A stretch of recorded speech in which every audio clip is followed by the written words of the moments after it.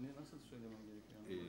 İşte 1 Haziran'dan itibaren şehir üniversitesi öğretim. Ama yani daha hukuken kesinleşmiş değil. Ondan bahsedeyim. مين هذا اللي Evet, olur. العيوانات İlkel السوداء şehir üniversitesi. مين هذا؟ مرت يعني؟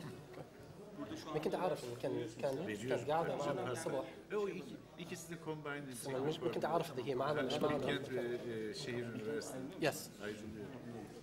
I did, but it's a bullet point. Resmen I bu can give it to ancak you. 1 Haziran'da tatbik edeceği için şu Okay, anda I have a USB. uygun olmayabilir. Anladım. You only Ben have. emin olmadığım için onu söylemedim. So what you want me to do? You want me to send it to you by email? Yok yok geliyoruz Okay, inşallah. one second. Okay, one second. So you're too other. Is this working? Sorry, I still use the computer. How do you open? This is working right now, right? Okay. So you just press. Testing, like testing, testing. 15 minutes? 15, 20, whatever 15, you 20, say. yeah. I will give 15 and Yeah. be tolerant about Give 20. Then Yeah. we should leave enough time for Questions, questions and yes. answers. That should be a lively debate. I hope so. That should be a lively debate. I left my cell phone at home, so I'm using this clock here. This is the most inconvenient place. Maybe we should start then. Call Sure. them to start. Call it to order, sir. Yeah.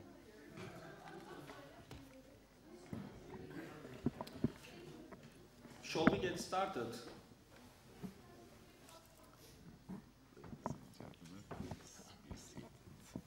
That's how it should be.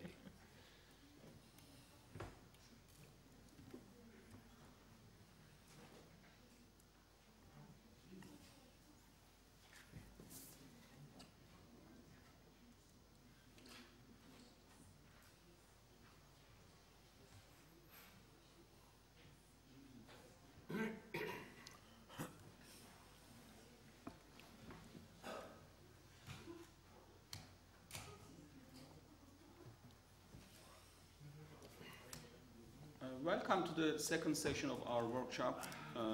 This session is titled Egypt and Turkey, with special reference to the role of the security sector. We have 3 presenters today, and we just agreed that we will follow the order in which their names were put in the program. First, we will go with Professor HAMAD from Cairo and Drake Universities. Actually, I didn't know this, but Mahmoud is my, one of the old friends from the United States. So it's a kind of coincidence for me to be chairing a panel in which he is also participating.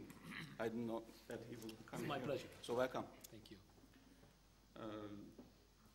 He's an assistant professor in political science at Cairo and Drake Universities in the United States. He received his PhD from the Department of Political Science at the University of Utah, and his BA and MA in political science from Cairo University. His teaching and research interests focus on the Middle East politics, comparative judicial politics, civil-military relations, as well as religion and politics.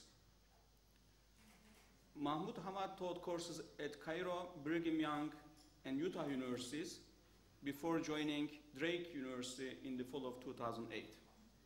He is the co-author of an upcoming book titled Elections and Democratization in the Middle East, to be published by Palgrave Macmillan this year. Welcome, and the floor is yours. Okay. You have 15 to 20 minutes.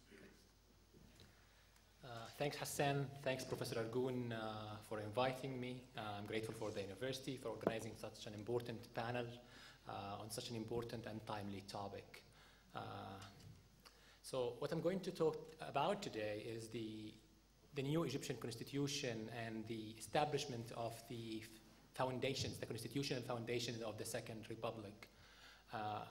And unlike most countries in the region who have a very little, if any, constitutional history, the constitutional history of Egypt dates back about 130 years.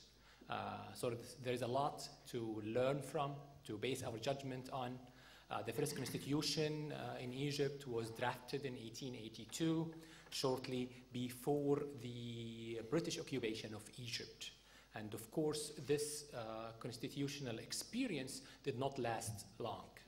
The British came, dismantled the system, and Egypt had to wait a few decades before coming back to the constitutional world. The second constitution was drafted in 1923 after the 1919 popular uprising against the British. It's in Egyptian history considered to be the liberal constitution. It put together a system that had, as previously mentioned, 3 pillars of power: the monarchy, the popular party, Al-Wafd, and the de facto power of the British High Commissioner. This constitution ushered a period of political contestation that lasted on and off until 1952. With the success of the free officers in the coup d'etat revolution, however you want to call it, 1952, the Egypt done away with the 1923 revolution constitution and started an experimentation with different constitutional orders. There was a constitution 54, 56, one in 58 with the unity with Syria, and another one in 64. However, all those constitutions were transitional in nature. The permanent constitution was drafted after Nasser's death in 1971.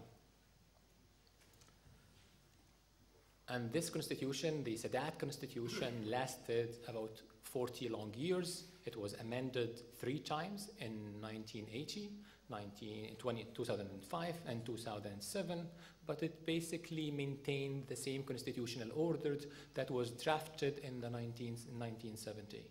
It put huge emphasis on the power of the presidency, who was considered to be above all state institutions, and this gave a legal way to the emergence of a one-man show in Egyptian politics in the last 40 years. And since the Jan 25th of last year, Egyptians are looking and debating a new constitutional order.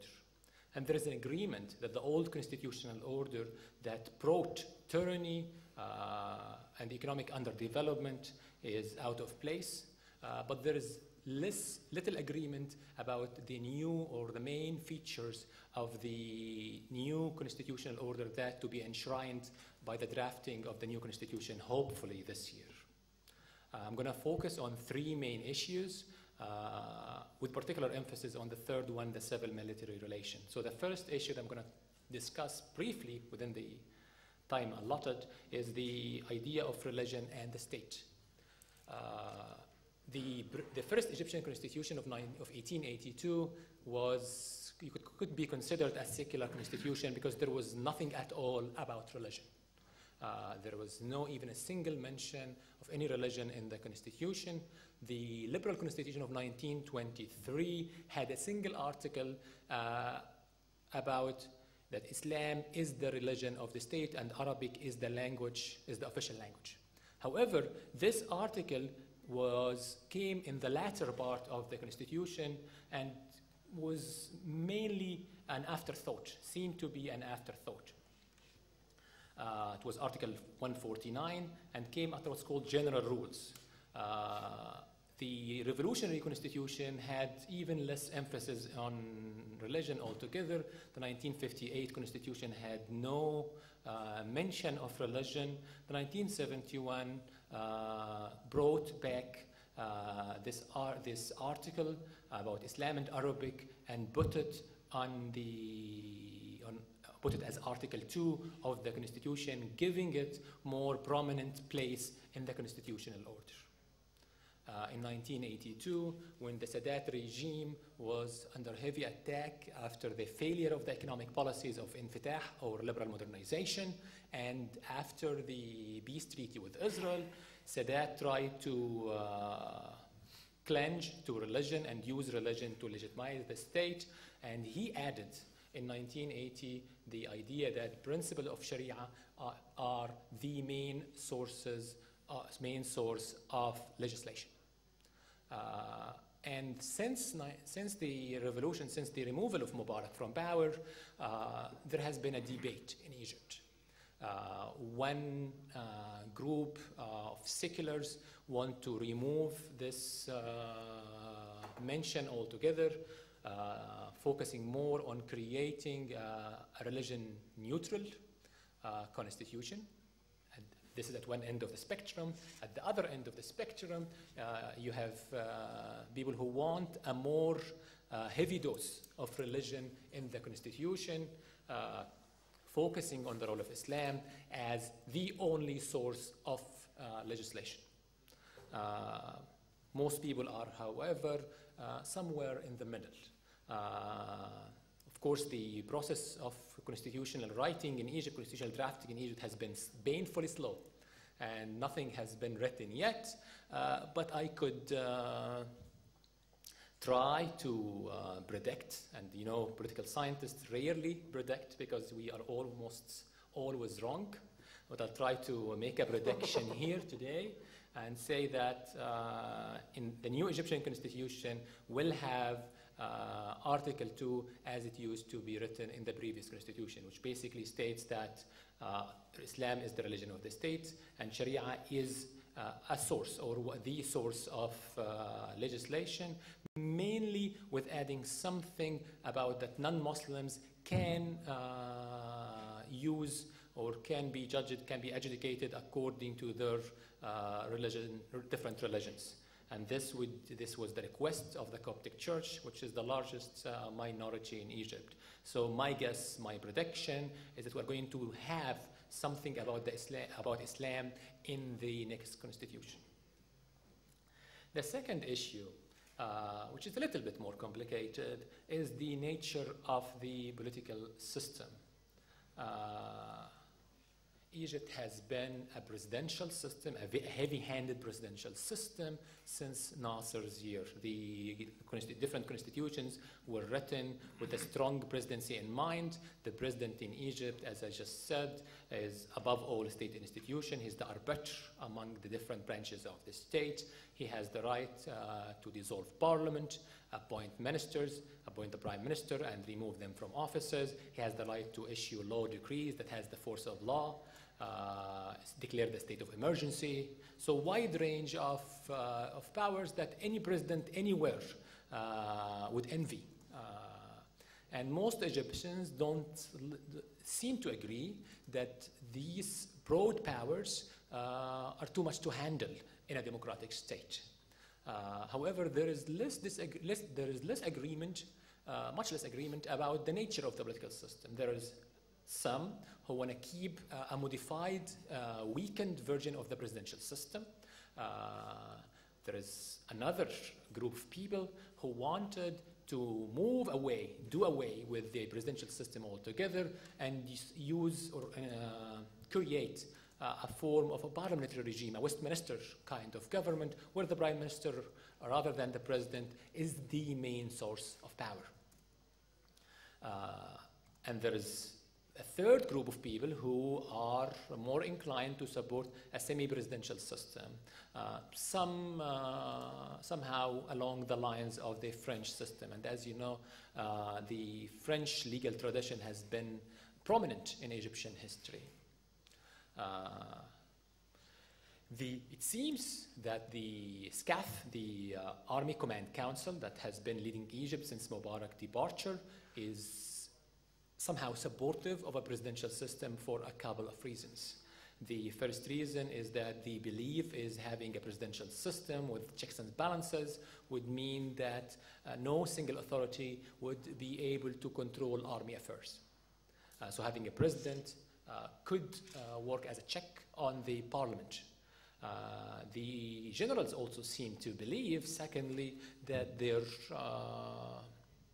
chances of affecting or influencing the selection of a single person, the president, is much increased, much enhanced than affecting the process of parliamentary election, which brings 500 or more different candidates. Some on the liberal camp also support the presidential type of government because they're afraid of a runaway parliament that is led by the Islamist Party, who currently have about a 2/3 majority in the two houses of parliament, more in the upper house, the Shura Council, than in the lower house. The two major parties, the Brotherhood, Hurriya and Adala, and the Noor Party has about 65% in the lower house and more than 70% in the upper house, the Shura Council. So the liberal believe that the presidential system is again would provide certain checks on this parliament. On the other hand, the major parties in government, especially the Brotherhood, Justice and Development Party, Freedom and Justice Party, sorry, the Turkish influence is here, is in its manifesto, in its party manifesto, supports the creation of a parliamentary system in Egypt. And understandably so, because they believe they have the chances of controlling the parliament in the years to come. So if you give more powers to the parliament, that would mean that their majority in the People's Assembly or the Shura Council and the Shura Council would mean automatic control of the executive branch. Many leftists, some smaller Islamic party, however, support a semi-presidential system where the president would continue to have real powers, but the parliament and the majority in parliament would control domestic affairs. The proposition is to have some form of constitutional order that seems to reflect the French constitutional order under cohabitation, where mainly the president would control foreign and defense affairs, and the government would control the socio-economic policies of the state. And the problem, however, I'm not going to make any predictions here because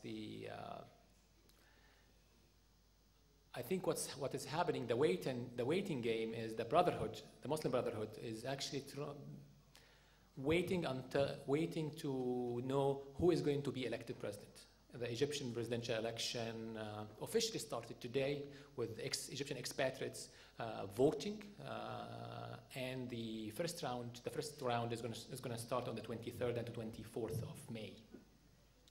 So there are some people, and myself included, that believe that the Brotherhood is waiting to see who is going to be elected president. If their candidate Mohamed Morsi is elected president, they are going to agree to a form of semi-presidential system. If not, they are going to push hard for a parliamentary system if one of the other candidates that they are hostile to the party is going to the Al-Aruba Palace, which is the presidential palace in Cairo. So it's going to be a wait-and-see kind of game in Egyptian politics in the next month or so.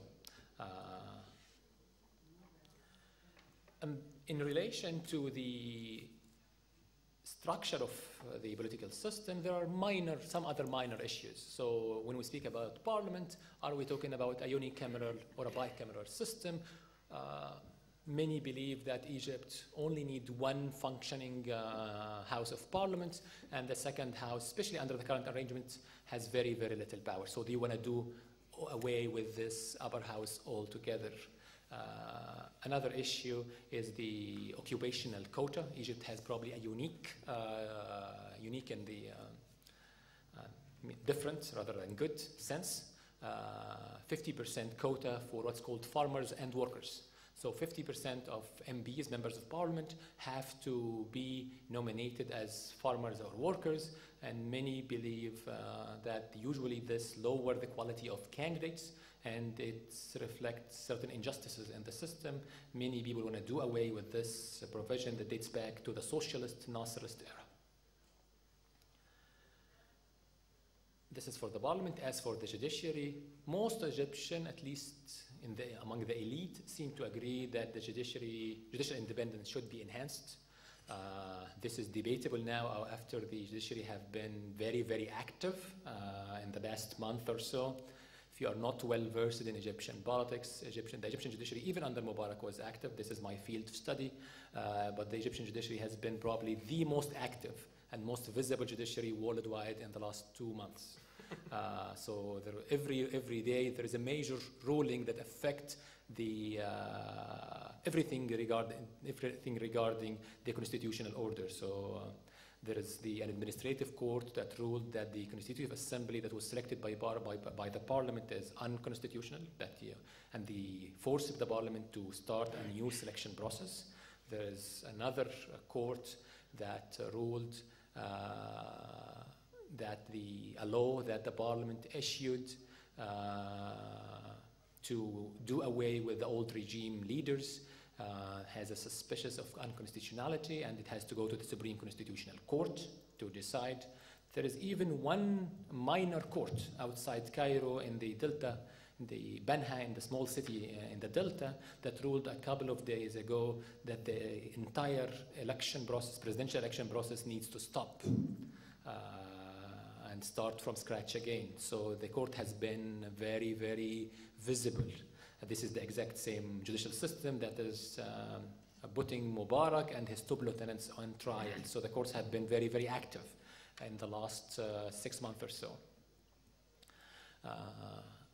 And the Constitution is also going to handle the principles or the powers of the military judiciary.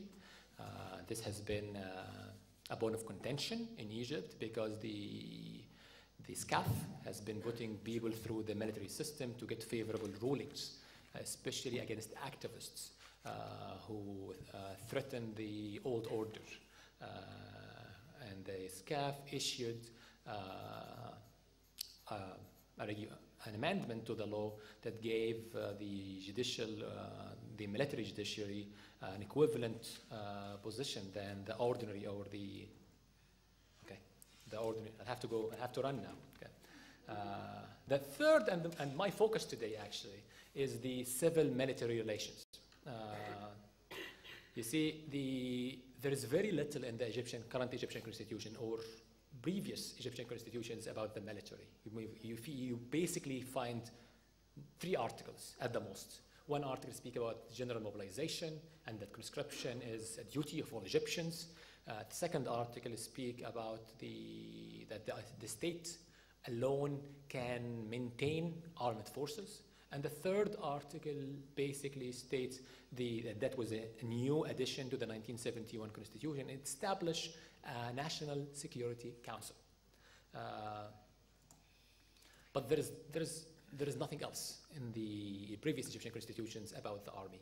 And many army officers didn't seem to mind because all previous presidents, the 4 presidents who ruled Egypt since 1952 were generals, men in uniform. So there was no need to institutionalize army power. It was always there behind the scene. And I think this is going to be the most important problem or dilemma that needs to be settled in the new constitution. What kind of powers to be given to the generals? The generals, in my opinion, have 3 important interests. The first interest is their institutional autonomy, the autonomy of the armed forces outside the state bureaucracy, outside the supervision and control of elected representatives. The appointment of senior commanders, especially the Minister of Defense and the Chief of Staff.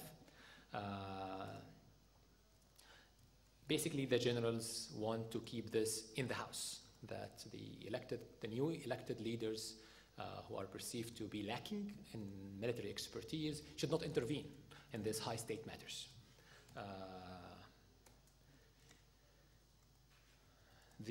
I think they would like very much to borrow from the Turkish constitution, and I know that the Turkish constitution has a provision by which the chief of staff assumes the authority of the president in the state of war. And I think there is a push among the generals to include some language of that sort in the new constitution. So this is the first interest. The second interest is economic, their financial privileges. The army budget was never debated, even in the shame parliament that we had before. It was always considered to be high secret, and only the president and the chief of staff and the minister of defense are the only ones inclined to look into it. And of course, the different parties in the emerging new constitutional order, new democratic order, don't support such a position. The army also has vital economic interests. The army owns massive industries that goes from mineral water to steel factories, with everything in between, including resorts, hotels, food production. There are some of my colleagues, Zainab al-Majd, for example, put the army share of the economic activities at about 1/3 of the national income. And in addition to this, there is the military-owned industry, which is another important consideration. And when asked about those industries, the generals, General Al-Mullah, who is part of the SCAF, said basically in a very threatening voice, this is the sweat of the army, and we are not going to allow anyone to intervene in what we built. And that seemed to be a clear indication that they will cling to what they have in power right now. One important interest within this economic package is the appointment of retired generals, retired officers to civilian positions. In Egypt today, generals occupy the most prominent position in the state-owned industries, the Suez Canal, the local governments, and generals and officers came to basically perceive those as spoils of service, that after they retire, most of them would receive such positions that bring lucrative income to retired officers. And that is going to be another important consideration. If you look into the kind of legislation that the SCAF enacted, one important legislation was the Sinai Development Law, which basically Sinai is one of the most virgin part of Egypt. Remember, we got it back from Israel in 1982. So it is heavily underdeveloped, very rich in minerals and oil and tourism and agriculture. And the SCAF basically drafted a legislation a few months back, said there is a new authority is going to be entrusted with developing Sinai, and the head of the authority has to be appointed by the Prime Minister, but nominated by the Minister of Defense. And of course, we all assume that the Minister of Defense is going to only nominate an officer, a retired or a serving member. They also had a provision that all economic activities need to get prior approval from the Ministry of Defense and the Intelligence Service for national security grounds. The third most important interest for the generals is their influence in policy making, especially in defense and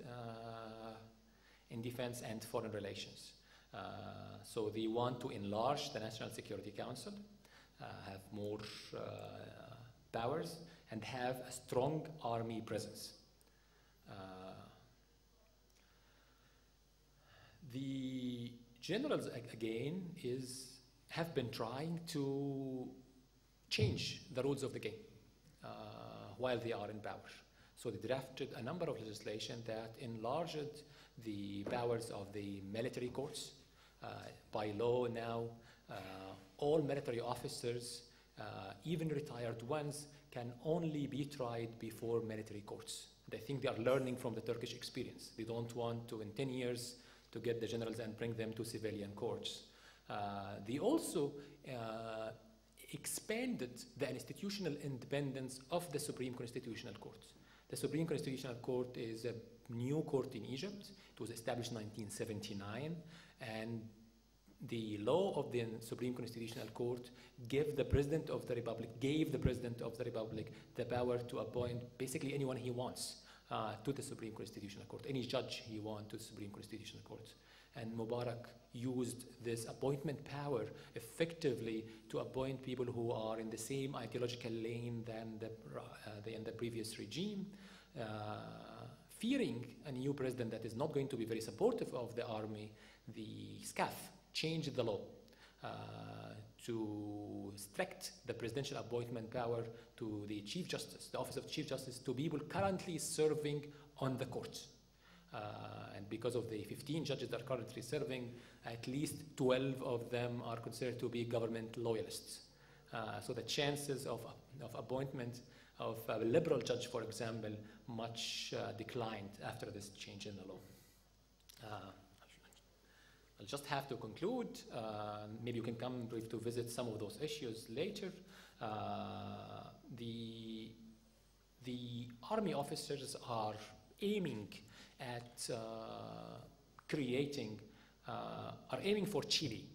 If you know anything about Latin America, Chile, Pinochet, after leaving power, basically appointed himself and his junta to be senators for life, giving them legal immunity, and created a strong institutional presence of the army, which lasted for decades until it's being recently changed. So this is what the army wants. Civilians, on the other hand, are looking for Argentina. The army command, after the crushing defeat in the Falkland War, basically they were shamed and they had to run their tail between their legs outside the political arena. Most probably, and this is, I'm giving another guess, so that's not for the record, most probably we'll end up not like Chile and not like Argentina. We're going to end up somewhere like Turkey. It might be Turkey today, and it might be Turkey 10 years ago. And you all know what is the difference. Thank you.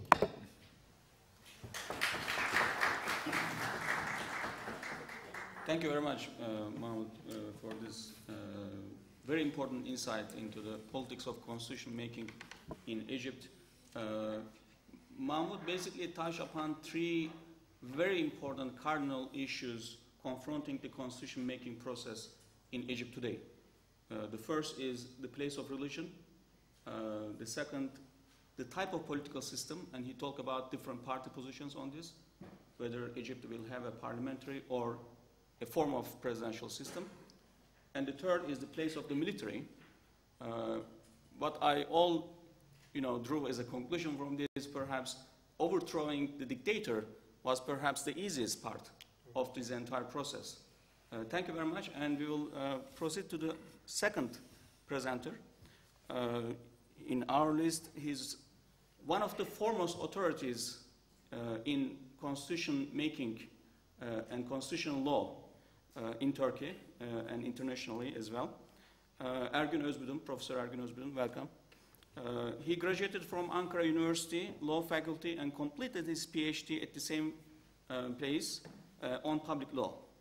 He has worked as professor at Bilkent and Ankara universities and as visiting professors in many prestigious institutions, including Chicago, Harvard, Princeton, Columbia, and Georgetown universities. His principal subjects of research include constitutional law, political science, political parties, and parliamentarian law. Professor ÖZBUDUN is the author of various articles and books on these issues. His most recent, I had to cut this, but his most recent publications include Democratization and the Politics of Constitution Making in Turkey, a book he co-authored, and another one is The Constitutional System of Turkey, 1876 to the present, that appeared in 2011. The floor is yours. Thank you. Thank you very much, Mr. Chairman. Distinguished guests, ladies and gentlemen, I'll start with a sentence often used by the former President of the United States, Richard Nixon. Let me make one thing perfectly clear at the outset. What I want to make perfectly clear is that I don't want to present Turkey as a model for our Arab friends, because I consider the Turkish case as only partially successful or half successful, and I'll explain very briefly why I say so. Because Turkey has been experimenting with a democratic regime for more than 60 years now. The transition was made to a competitive system in the mid-40s, so that makes more than 60 years. In Huntington's sense, Turkey is not a third-wave democracy, but a second-wave democracy. And despite this long experience, it is generally agreed that Turkey has not been able to consolidate its democracy. One evidence for this is that, according to Freedom House ratings, Turkey is still a partially free country with a score of 3, both on civil rights and liberties and political rights and liberties, which is not a score that we should be really proud of. That's why the Turkish example has its pluses and minuses. In consolidation of democracy, Turkey is lagged behind many Southern European and Central and Eastern European countries. That is also a point of observation.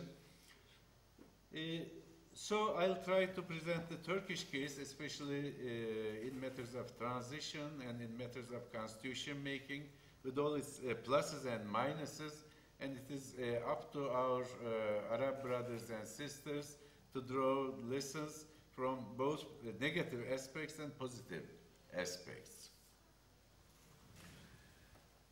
First of all, despite this 60 or so years of experiment in competitive politics, we all know that this democratic process has been interrupted several times by military interventions.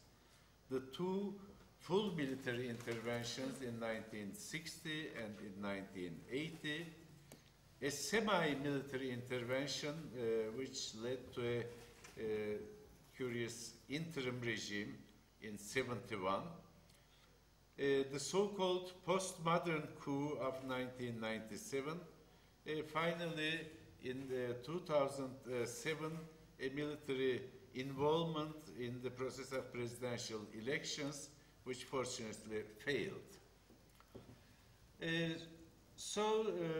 It's a democratic process, long democratic process, but often interrupted and always with certain unfortunate consequences for the functioning of a democratic regime.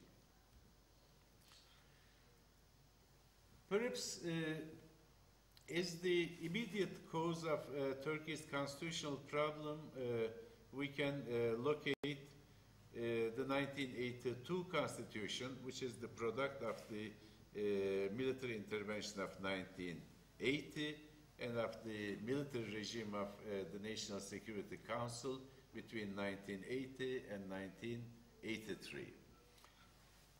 Almost everybody agrees that, especially in its original version, this document was highly authoritarian, restrictive, statist, and anti-liberal.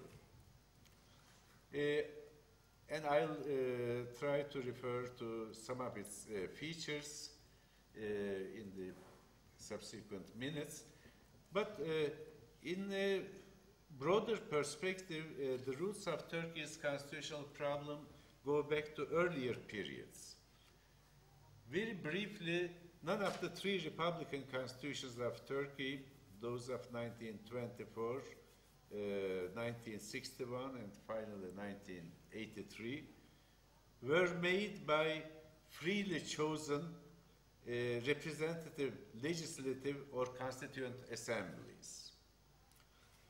The Constitution of 1924 was made by the Turkish Grand National Assembly, but the assembly that was chosen in 1923 was essentially a single-party assembly, completely dominated by the Kemalist Party, People's Party. Even though during the adoption of the constitution, there was a reasonable freedom of debate. But at any rate, we cannot deny the fact that it was made by an essentially single-party assembly. The latter two, 61 and 82, were the products of the military regimes and military coups. In both cases, the formal institution that made the constitution was called the Constituent Assembly, but in the Turkish case, these terms are very far from their usual meanings in comparative constitutional law. When in a democratic way of constitution making, we talk about a constituent assembly, we normally mean an assembly chosen by the people on the basis of free and competitive elections. But in the Turkish case, both in 61 and both in 82, one of the bicameral assemblies was the military committee or the military junta that made the intervention. So 50% belonged to the military force. The other wings, civilian wings, again were not based on free representative competitive elections. I am skipping the details, of course, but the civilian wing in the 1961 Constituent Assembly was essentially a corporative body, not based on elections, composed of representatives of various NGOs, the judiciary, the universities, the military, etc., etc. And in the case of the making of the 1982 Constitution, the so-called civilian body was a body totally appointed by the National Security Council. All 160 members were appointees by the military authorities. So, of course, we should not be surprised to see that the product, especially the product of the second process, was a highly authoritarian one, illiberal one. I'm talking about the 1982 Constitution. The 61 Constitution is generally regarded by Turkish scholars as the most liberal and democratic document Turkey has ever had. And in a certain sense, it is true. Of course, it broadened the area of scope of human rights. It introduced constitutional review, etc. On the other hand, it also planted the seeds of military totalitarianism, such as the creation of a mixed constitutional council of a national security council, mixed in the sense that it was composed of civilian ministers as well as military commanders. Theoretically with advisory powers, but in reality, of course, its influence was much more than advisory. These features were strengthened by the 1982 Constitution. The military solidified and reinforced its status and power within the system, which continued even after the going back to a civilian government in 1983. We call this in our Turkish debates a tutelary system, vesayet sistemi, meaning the holding up reasonably free and democratic elections, but keeping a strong tutelary veto power over the elected authorities. That was more or less the case throughout the period for almost 30 years. And various instruments, of course, were used. First of all, there was a large area of autonomy for the military institution with regard to appointments, personnel, the budget matters, the military trainings, the curricula of military schools, etc. They are all decided by the military themselves. When our brother MAHMOUD described the situation in Egypt, it sounded to me like a rather familiar story. I can also add that the military in Turkey is also involved in large-scale economic enterprises, one of the strongest companies. So there is a parallel here too. Another area of privileges, for example, again similar to the Egyptian case, the area of competence of the military courts were drawn very broadly, conflicting with the competence of civilian courts, and it was almost impossible to try a military person before a civilian court until the Constitutional Amendment of 2010. And in some cases, again before 2010, it was possible for military courts to try a civilian for a number of crimes. I can give dozens of more examples, but of course we have a limited time. One, of course, as our Egyptian friend mentioned, 2010, the constitutional amendments adopted first by the Assembly and then by a popular referendum with 58% of majority, was a turning point in reducing the degree of military titularism over the elected bodies of government. But that took us about 30 years. So probably one point of comparison for our Egyptian colleagues and friends, and also for other Arab countries where again the military occupies a strong position, would be not to include such significant exit guarantees in the new constitution. Our experience has shown that it took us about 30 years to get rid of them, and we have not gotten rid of them completely. Still, the National Security Council is there in our constitutional framework. Still, the military has large areas of autonomy. Still, they are influential in policy making in certain areas, even though, of course, the degree of the tutelary control of the military has been considerably reduced, both by the amendment of 2010 and also by the changing political circumstances and the rising popular power and popularity of the majority party in Turkey, the Justice and Development Party, the AK Party. So, to start on a fresh democratic road, perhaps one of the things to be avoided is to give the military large exit guarantees, powerful exit guarantees. Let me also say a few sentences about what I mean by exit guarantees, although by now the meaning should be clear. But this is a favorite theme in the comparative political science literature, and it is relevant for a departing authoritarian regime, mostly military, but not necessarily limited to the military kinds of authoritarian regimes. If a departing authoritarian regime still holds a certain amount of power, it can extract certain privileges and autonomies in the coming civilian regime. These we call exit guarantees, and some civilian forces may agree to it in order to facilitate the transition at a certain point.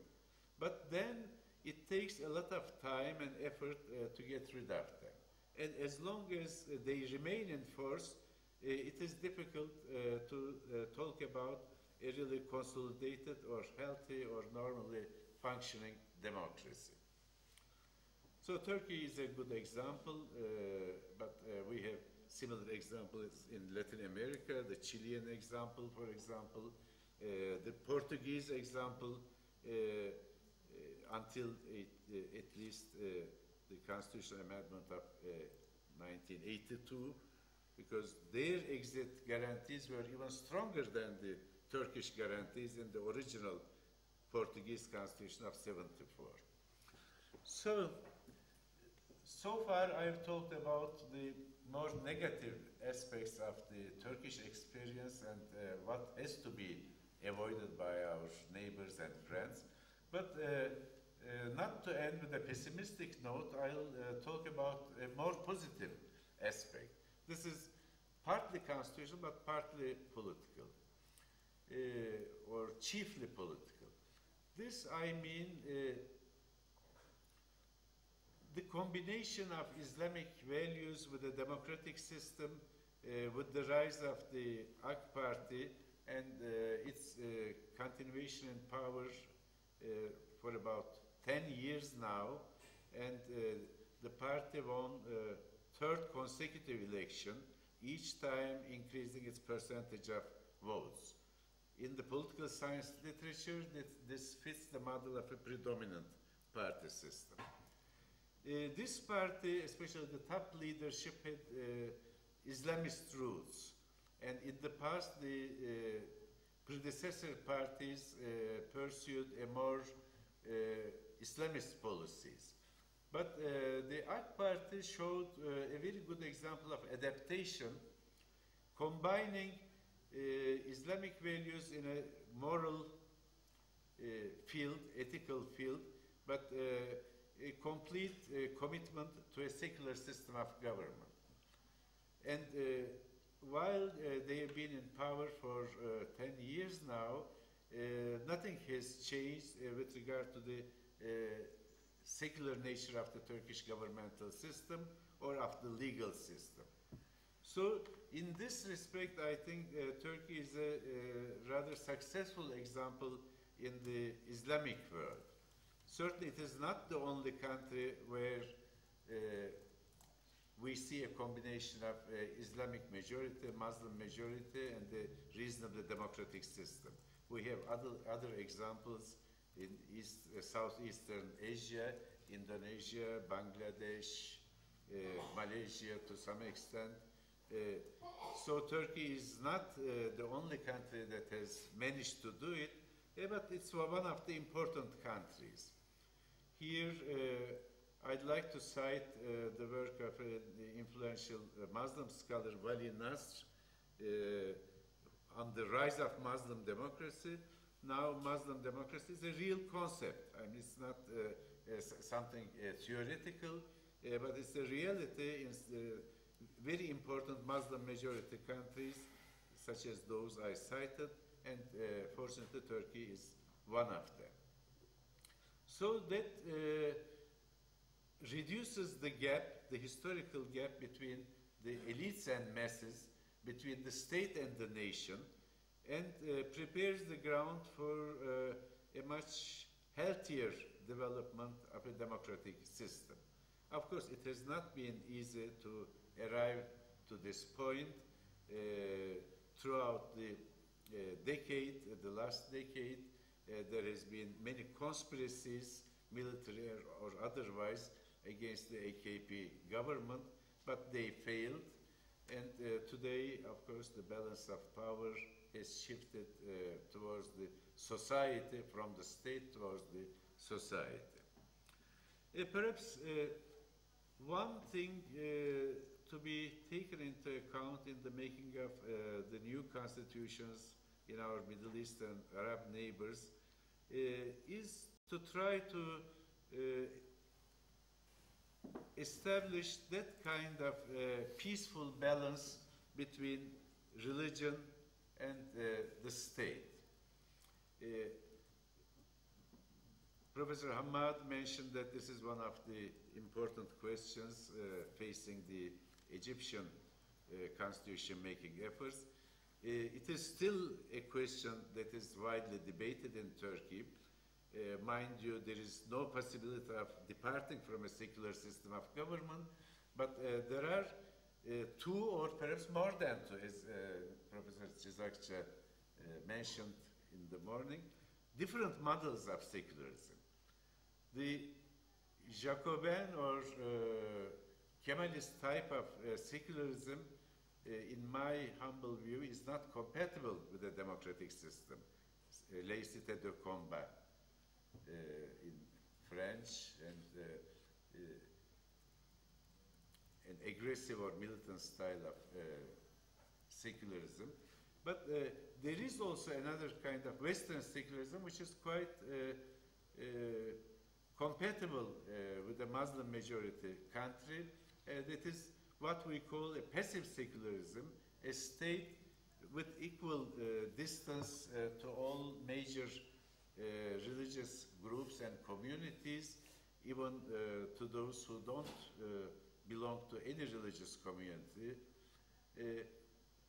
In my view, Turkey has been able to arrive at a more liberal notion of secularism in the last decade.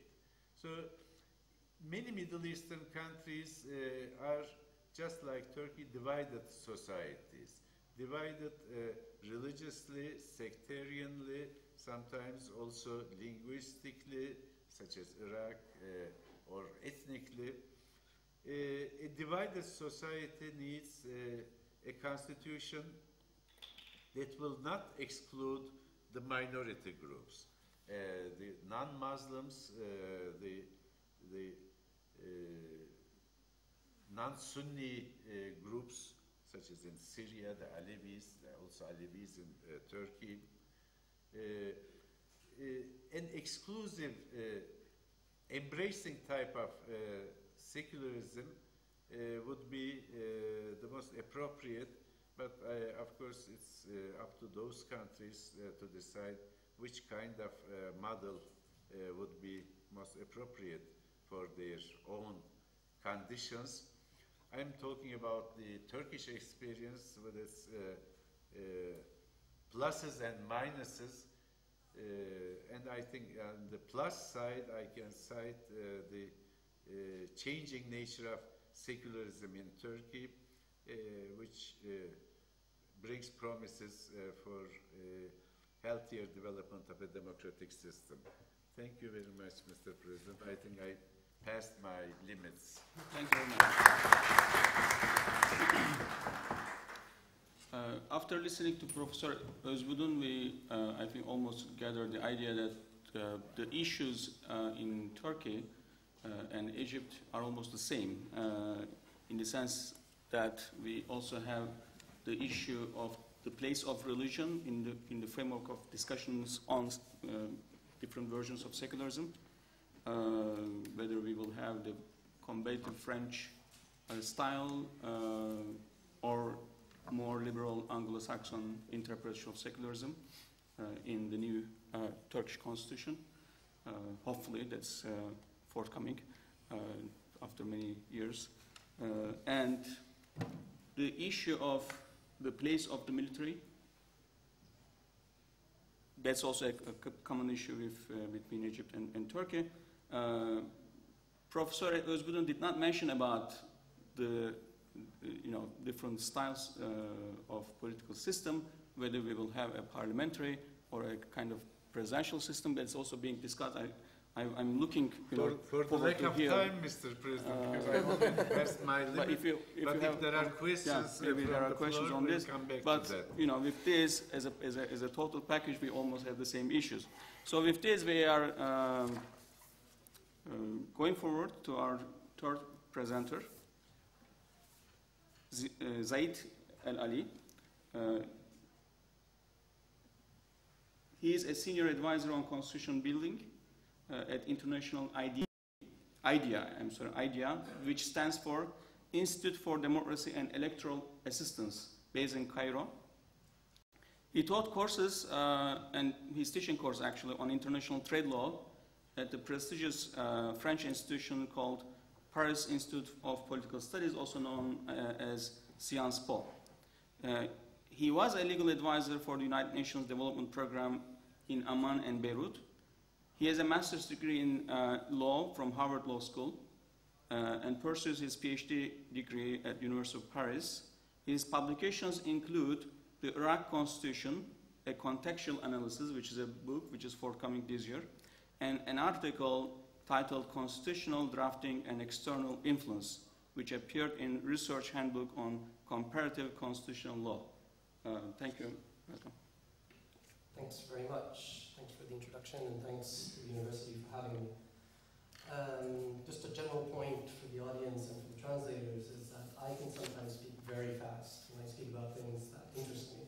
And I'm very interested in constitutional law. So if I get out of control and I start breaking into gibberish, please don't hesitate to let me know. I won't be offended. Just wave at me and tell me to calm down, and I'll try my best.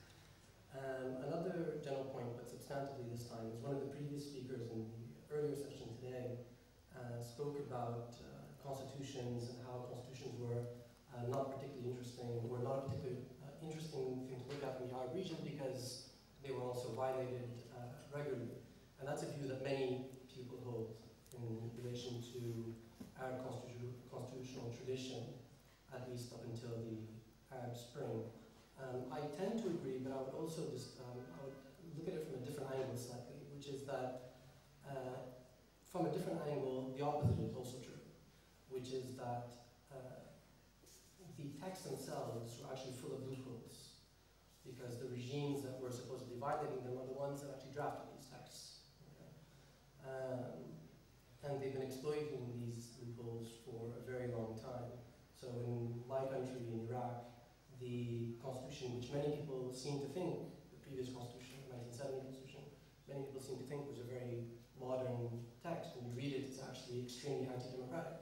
It shouldn't come as a surprise because a non-democratic regime wrote it. Okay? This previous Syrian constitution is the same. The Jordanian constitution, even with the new amendments, is also the same. The 1971 Egyptian constitution includes a huge amount of loopholes that were exploited by the previous regime.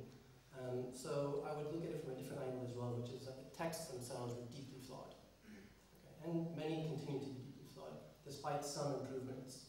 So one of the real challenges that we have and that we need to face is to come up with a better design, more modern design of constitutional reform in the Arab region. Something else is that this is a point that I want to make about the Arab Spring and its relationship to transitions and constitutional reform, is that one of the things that we've learned in the Arab Spring is that since this has happened, is that there is a struggle going on between entrenched elites and democratic forces. Some of these democratic forces, they break up into different groups, of course, Islamic and non-Islamic, secular, liberal, left-wing, so on, depending on the country. It's very complicated. And the entrenched elites also fall into many different categories. In the Egyptian case, and in relation to what I'm going to be talking about, I'll be alluding to the SCAF, the Supreme Council for the Armed Forces, as being one of the main entrenched force that has entrenched interests that it's trying to protect during this transition process. And the SCAF, the Supreme Council for the Armed Forces, is in an ideal position to protect its interests during this transition process. Another dynamic that we have in the Arab region is that laymen have overtaken cultural and legal elites. Laymen are the people that brought about the revolution very, very quickly in a way that many people were surprised by. Of course, we all know that reform and struggle has been going on in the Arab region for a long time, but no one really imagined in, let's say, mid-2010 that things would proceed so fast.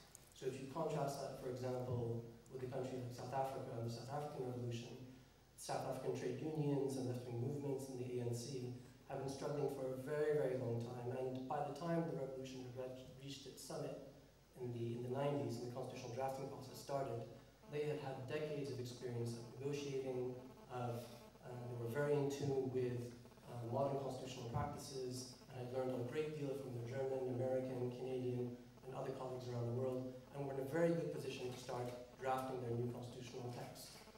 Contrast that with a country like Egypt, where legal elites, constitutional scholars, leading constitutional scholars, were very satisfied with what it was that they had, apart from the fact that there were no limits on presidential terms. Many scholars have been speaking to say, well, the new constitution can just derive from the old constitution, we just need to change a couple of provisions and that's it. That's a major problem, because the problems that we have in Egypt run far deeper than just the fact that there were no limits on presidential terms.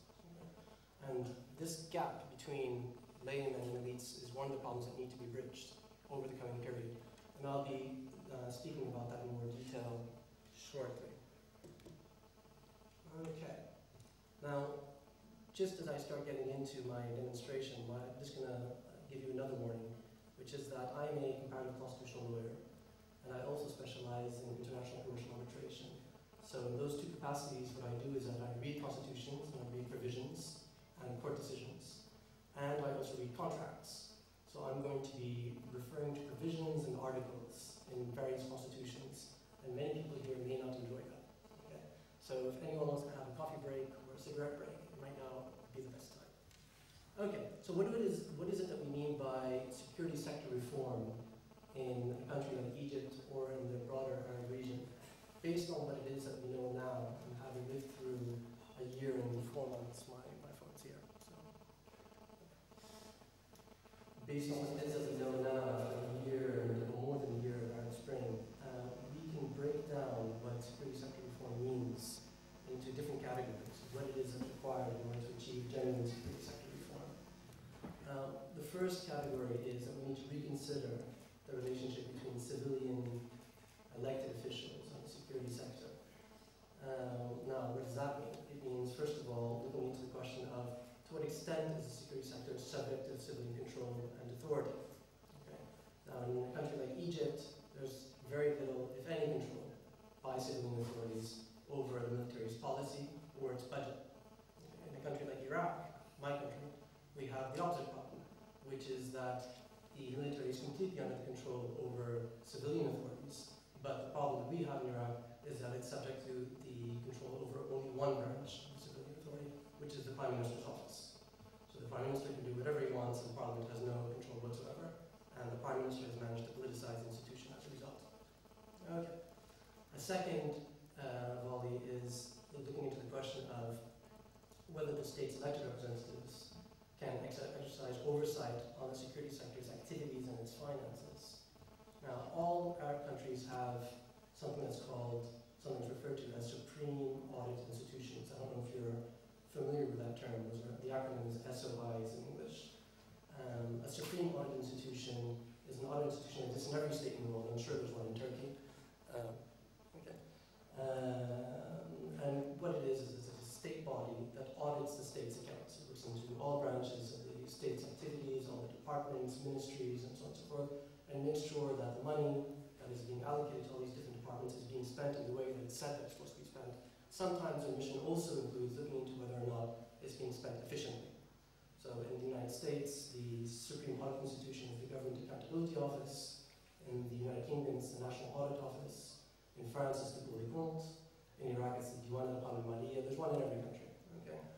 The problem that we have in the Arab region is that our audit institutions have no authority to look into how the military spends its budget. They just can't look into the budgets. It's not done. And that applies to Egypt, it applies to Iraq, it applies to many other countries as well. Now, the third volley that we have in terms of civilian and military relationship is what authority does the security sector have over civilians as individuals? Should military courts have jurisdiction in order to try civilians for crimes, alleged crimes? Now, that's a question that's very pertinent in a country like Egypt. It's already been alluded to before a couple of times. Just to put it into perspective, in the decades of Mubarak rule, the military only tried, I think the number is 3,000? Yeah. 3,000 civilians in military court. Okay. Since the revolution started, so since January until today, no one knows the exact figure, but people assume the figure to be somewhere along the lines of 13,000. So we're talking about 4 times more in 1 year than 30 years of Mubarak rule. So this has really gone out of control, and you can be tried in Egypt for all sorts of crimes that you wouldn't think you should be able to be tried for in a military court. Okay? So you could be participating in a demonstration, and then you could be arrested by the police, or you could be arrested by the military police, and tried for the same crime in 2 different courts for the same issue. Another issue that we need to look into in relation to security sector reform in countries like Egypt is the manner in which security forces operate internally and the manner in which they relate to each other. Okay, this is an important constitutional issue that I'll go into in more detail in a second. So each security service's individual mandate needs to be properly defined, completely defined. What is an individual security sector, security service supposed to actually be doing? What is its role? What is its defined mandate? What is it supposed to be doing in the state? What role should it be playing? That's something that isn't really touched upon in great detail, as we've mentioned before, in most Arab constitutions. Another is each service's operating procedures. How are those defined? What oversight is expressed or carried out? You want to look into how the military or the police actually carries out its or executes its role. And another is procurement rules.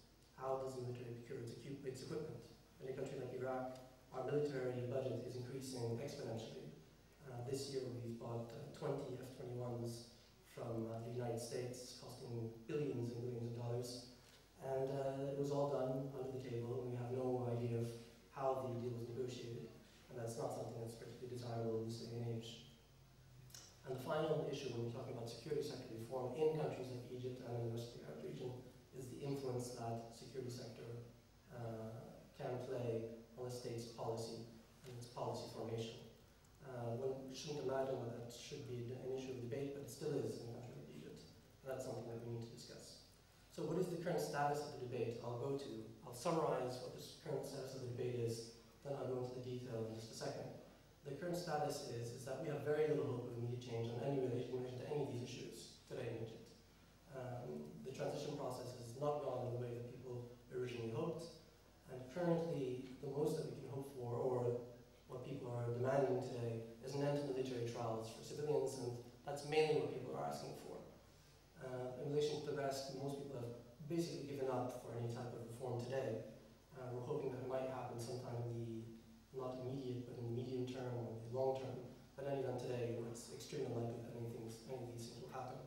And one form of evidence of that is the Egyptian parliament, which my colleague has mentioned is dominated by Islamist parties, recently passed a new law which reconfirmed the military's authority to try civilians in the military court, which came as a major surprise to everyone. This happened just, I think, a week ago. 4 or 5 days. Okay, 10 days ago. Okay. Now, the reason why I say that we have very little hope is not only because the transition process took place so poorly, but there's one particular element of the transition process that I want to allude to, which is referred to often as the supra-constitutional principles document. The Mabadi al-Dusturiya in Arabic. Okay. This is a document that was drafted at some point last year. It never came into force. Okay. The drafting process started in the spring of 2011. The process was overseen by the Deputy Prime Minister's office and was negotiated over a period of months. It was a very controversial process. The Muslim Brotherhood boycotted it, so it did not participate in the process. But liberals, secular, elites, left-wing, some left-wing parties participated. Of course, many parties that are closely aligned with the military participated as well. And a document was produced. A few drafts were circulated. One was circulated in September and another in November. Now, the purpose of the document was to guide the coming constitutional process, was to establish the main lines along which the constitution drafting process was supposed to progress. Another purpose was to establish and codify, to maintain, in theory, forever into the future, what the nature of the Egyptian state was, its relationship between religion, the relationship between religion and the state, okay? And its purpose was to be binding, to guide any future constitutional text. Okay? Now, when the draft was published in November, many people were shocked, to say the least, by the content, which I'll get into in a second. A demonstration was organized on the Friday immediately after it was published, and it led to street fighting that lasted for weeks, in which more than 30 people were killed, hundreds were injured, and eventually which forced the document to die. It was an extremely violent confrontation. We have many images. If anyone's interested, I have lots of video that I can show you. But the important thing now to discuss today is the content of the document, because it illustrates what type of debate we're talking about. You know? What type of progress people were hoping to make in relation to this important issue. There are several areas of interest that the document raises in relation to security sector reform only. That's what I'm talking about. There are other areas of interest, but the document, the aspects that I want to talk about is security sector reform. One is the military's mandate, what the fundamental principles document I was hoping to give the military as a mandate. One was the oversight specific type of relationship between the military and civilian authorities that would guide whether or not the civilian authorities could exercise oversight over the military's budget. In other words, the military's powers and its power to declare war, the state's power to declare war. I'm going to talk about each of those briefly. So in relation to the first issue, the military's mandate, what its specific mandate was. So under the 1971 Constitution, Article 53 says that the military is, quote, designed to protect the country and the safety and the security of its lands. That's not particularly unusual language. It shouldn't come as a surprise to anyone. The Fundamental Principles document said in its November draft that the role of the military was to protect the country, the integrity, security, and unity of its land, and to defend constitutional legitimacy. Those last words are what I want to refer to here. To defend constitutional legitimacy. This is not in conformity with Egyptian constitutional tradition, and it doesn't have much of an equivalent in modern constitutional practice. And I'm going to get into that in a second. Now, what is the problem with this wording, constitutional legitimacy? How does one define it, first of all? How do you define constitutional legitimacy in a country like Egypt, where the 1971 Constitution was basically abandoned and then replaced by an interim constitution referred to as the Constitutional Declaration in 2011, which even lapsed because that was only supposed to last for a certain period of time, and now no one really is in agreement as to whether or not that document still applies. So in Egypt, we're in a situation where we're not actually sure, there isn't agreement between legal scholars as to what the applicable constitution actually is. So how do you define constitutional legitimacy in that context? A second problem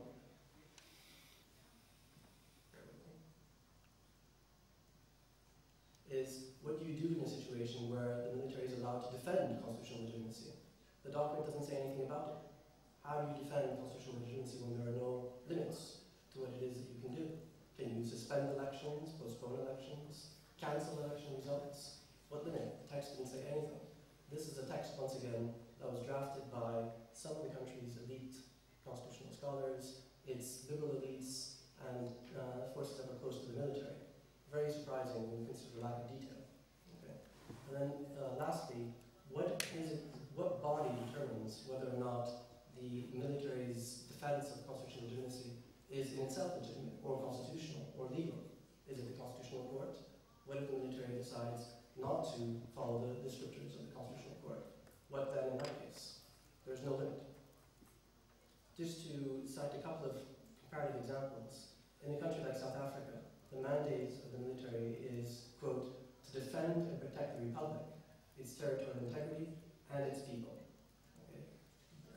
In a country like Kenya, the same language is used. In a country like Iraq, where the military has had a very bad history of interfering in the political process, specific language is used which says, quote, the military shall not interfere in political affairs. On the other hand, a country like Spain does refer to constitutional legitimacy, and many people in Spain, many scholars assume that that language is one of the reasons why the military attempted its failed coup d'etat in 1981. Another issue, I'm struck for time, so I'm going to have to skip a couple of issues, but an important issue that I insist I must finish, and I think I will have enough time, is oversight of the military and its budget. Okay. The Fundamental Principles document that was published in November, and that had been worked on for months last year, for around 6 months, said the following, this is a quote. Okay. The Supreme Council of the Armed Forces is solely responsible for all matters concerning the armed forces and for discussing its budget, which should be incorporated as a single figure in the annual state budget. New sentence. The Supreme Council of the Armed Forces is also exclusively competent to approve all bills relating to the armed forces before they come into effect. Now, I'm not sure if this really needs to be commented, but I will anyway. Okay. First of all, what does it mean for the Supreme Council of the Armed Forces to be responsible for all military affairs? Does it mean that it's responsible for policy and implementation, or just the implementation of policy? No guidance is given. Another issue is, what is concerning the armed forces? What matters concern the armed forces? Is it economic activity that the military is involved in? Is it the trial of civilians? Or is it merely the defense of the nation? Not defined in the text. What does it mean for the state, so the military's budget, to be a single figure in the annual state budget law? In the previous draft, it said a single article. So the military's budget should be a single article in the annual state budget. That was fine because an article could be pages long. But a single figure means one number. So what the military wanted and what forces close to the military and liberal elites wanted in Egypt last year was for every year the military's budget to appear as a single figure in the annual state budget with no explanation of the breakdown. Okay, not particularly transparent. Just to give you a couple of comparative examples, in a country like Kenya, which has passed its new constitution last year, and which comparative constitution is regarded as being a triumph for its level of transparency, Article 239, subsection 5, provides that the national security organs are, quote, subordinate to civilian authority, and 2396 says that Parliament shall enact legislation to provide for the functions, organizations, administration of the national security organs. The South African constitution provides more or less the same thing. Now, those are the areas I want to get into. I think I'm essentially out of time. There was a couple of other things I want to mention, but I'm going to have to skip over them. But basically, just to conclude, this brings me back to my original point, which is that this transition process took us all quite by surprise. Okay? Of course, every country has its particularity. Morocco is different to Egypt, and Tunisia is different to Morocco, etc., etc. But in Egypt and in other places, we were quickly put in a situation that many people weren't prepared for. And one of the evidences of that is the way in which that fundamental principles document was drafted, and the way in which this constitutional drafting process has supposedly taken place this year, but hasn't really started, is taking place as well. And if you look at the language of the text that was drafted last year, you see the big gap between people's ambitions and their hopes and what it was that was provided, or what elites were ready to provide to the people. So we shouldn't really expect any huge leaps forward in the coming period, but hopefully in the medium term we'll be able to achieve more. Thanks very much.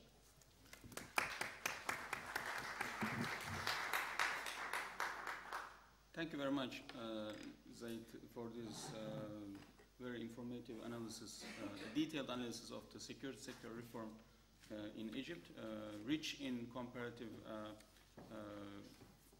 aspect of that issue. I mean, we drew comparisons with many cases, except Turkey.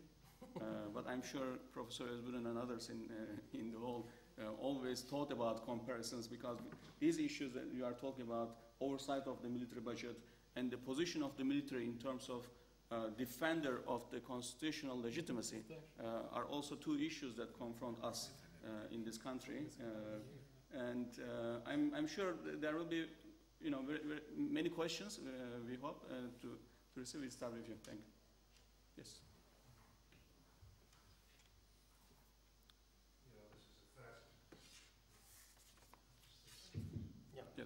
This is a fascinating discussion, comparisons between Egypt and Turkey on control, civilian control of the military.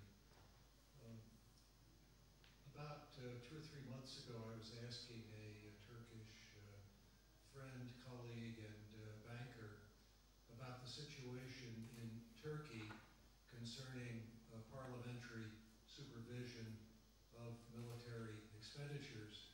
And the answer I received, I'd like to ask ERGUN if he can confirm this or not, is that indeed there is one number that is published. I mean, in the budget, it's a very summary number or set of numbers concerning the military budget. And secondly, that there is no parliamentary discussion about that. Is this correct?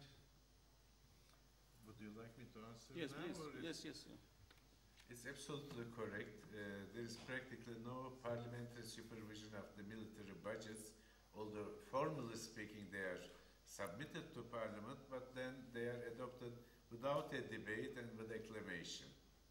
This is one of the issues we have been debating for a long time, to introduce some sort of effective parliamentary control over military budgets.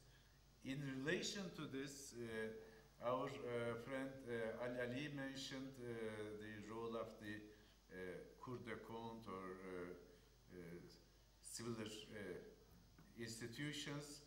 In the Turkish case, of course, it's a very old, established institutions going back to the Ottoman times, Divan-ı Muhasebat or Court of Accounts, really. But its supervision over military expenses practically nil. We are just trying to introduce it, but so many obstacles, so far no effective control by Cour de Compte has been established. Next question, please. Niyazi Öktem from University Doğuş. Well, I have keeping to ask to myself a question which I'm not able to answer, but each time when I see an Egyptian colleague, I ask that question. Well, Turkey and Egypt started the modernization of the countries both the same period, beginning of the 19th century. In our side, Mahmoud II, in your side, Muhammad Ali Pasha from Hawalalı, who was an ignorant baby because he was illiterate. And both countries, westernization, democratization, modernization, whatever you call, Turkey, I think we are a little bit more developed than Egypt. This is what I am maybe professional information. I keep all the time try to analyze the political facts with the socio-historical background. Well, how come Turkey is more developed than Egypt? I don't understand it. In your country, for the interpretation of Islam, you have great Muhammad Abdul. Muhammad Abdul was one of the founders of the NADIA, the reformist. So maybe I cannot find the answer. I will be very glad, I will appreciate it if you little bit open that question, that issue, that yes, that's a problem, please. I wish you could say Yes. I can't try. Go ahead. That's a very interesting question, and I'll attempt an answer. So, no promises of success. I think the two things here. The first process that hindered the progress was the colonial experience, the British, since they came in 1882. Remember, Egypt started a form of parliamentary democracy about 1881. The parliament started asking, like any other parliament in the world, for its authority to oversee taxation and budget, and then this constitutional democratic practice were basically annihilated, terminated by the British, and we went back probably 50 years without any of that experience, and the British had a heavy hand over the state bureaucracy. Remember, you mentioned the other thing that you mentioned, Muhammad Abdu. Muhammad Abdu was a great guy. Muhammad Abdu was also a supporter of the Arabi and the constitutional order in 1882, and of course you expect that the British are not very happy with him, and the Khedive was not very happy with him after he came back, Khedive Tawfiq, after he came back to power. Muhammad Abdu was marginalized for 2 decades. And of course, when you are in a system where one man or one authority controls the show, your writings, your ability to contribute to the intellectual debate were minimized. Then Egyptians, rather than modernizing through Islam or through incorporating religion with the modern world, wanted to, in the early 20th century, wanted to abandon this religion altogether and move in a similar fashion like Kemalism. So many elite in the intellectual sense came to speak about Egypt as a Mediterranean rather than Arab or a Muslim country. And you see this push in the early 20th century, they gain a foothold. Then the revolution comes.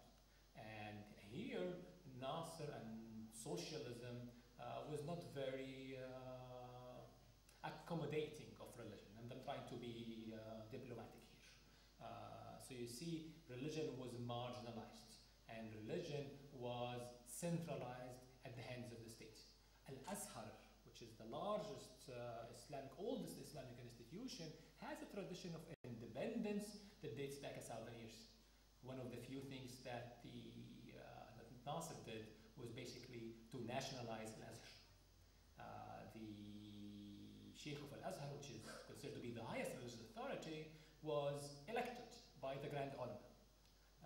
So he was not dependent on government for assuming office, which gave him a lot of institutional independence. Al-Azhar as an institution was basically financed through the many waqfs that it controlled, and the government took away all the waqf, created a new ministry of awqaf that has control, and the Azhar had no financial independence whatsoever until the present day.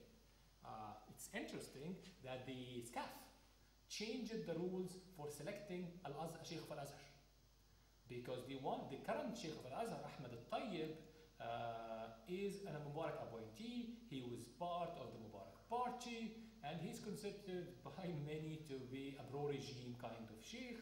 They changed the rules for selection because they wanted again to minimize the power of the new anticipated civilian president that's going to assume office. So they changed the rules, as they did the Supreme Court, to institute a new Grand Council, Ulama Grand Council, and they gave the power to appoint this Grand Council to the current Sheikh of Al-Azhar, who is probably going to get back the council with government loyalists, and this Grand Council is going to have the authority to select the new Sheikh of Al-Azhar. They added a new provision that basically said that Al-Azhar has the authority, the authoritative opinion in any interpretation of religious matters, and that was one way for them to marginalize the power of the Brotherhood and the Salafi parties. And currently in the Egyptian parliament, there's a debate about this legislation that the government, that the SCAF, issued 2 days before the Barbie convenes. So this is one part. Coming back, the Nasser was not very accommodating of religion. The Socialist Party he incorporated were not necessarily hostile to religion, but not friendly. And many Egyptians, the call of the day was socialism. And that lasts until, and Arab nationalism, and that lasts until 1967. The crushing defeat in 1967 was a major blow to Nasser and his idea. And since Sadat's assumption of power in 1971, Sadat wanted to use religion to legitimize his regime. And that is basically what distinguished Sadat from Nasser. He tried to use Islam to undermine the socialist forces that he inherited from Nasser, but he again wanted to keep those forces under state control. So there was no free exchange of ideas among Muslim scholars to try to solve social and economic problems that Islam as a religion or the Islamic tradition that we inherited has. I'm hoping that in the new freer intellectual order that is going to emerge, hopefully in the future, that this free market of ideas is going to flourish, and young Islamic scholars are going to take into account maybe rediscover the roots. Remember, if you read Ibn Khaldun, the Muqaddimah of Ibn Khaldun, this is as rule of law and property rights as it gets. He basically, in a nutshell, his interpretation of history is that rulers who respect the rights of the individuals, the economic rights of the individuals, and don't tax them too much, don't take their money away from them, they are going to achieve economic success. They're going to have a larger army and a more flourishing state. Rulers, on the other hand, who take away by force the money of their subjects, their economy is going to suffer and their state is going to end. Which is a great example in the significance of economic rights that dates back a few hundred years before Adam Smith, right? But the problem with us was not, I think that's my interpretation here, I'm giving an opinion as a Muslim scholar, is that the problem was not the lack of ideas in Islam or principle, the problem is the lack of application of the ideas. We basically either misunderstood our religion or ignored it altogether. So that's my 5 cents though. So. Thank you. Professor Henry, would you like to say something on this? Because you have work on development in the Middle East. Now you're putting me in a bad shape. No, this question? I completely agree with. Okay, all right. Can I add half? Yes, please go ahead. I'd Yeah. just like to point out, Ibn Khaldun is sort of the Laffer curve idea that you keep the taxation rates low and you're going to increase the revenue because you're going to increase the tax base. And if I may add to this, I was introduced to Ibn Khaldun by an American scholar, and I'm a graduate of Cairo University Distinguished Department, only National Department of Economic and Political Science. Ibn Khaldun was never taught to us at all. So it's just ridiculous. Let's stop at this. Please, Okay. please go ahead. Okay, I don't have much to say about Ibn Khaldun other than that, I mean, in Iraq it is taught, in other countries, like in Egypt it's different. But what was I going to say? I don't have much to say about this because I'm not a political scientist, and I'm not Egyptian either.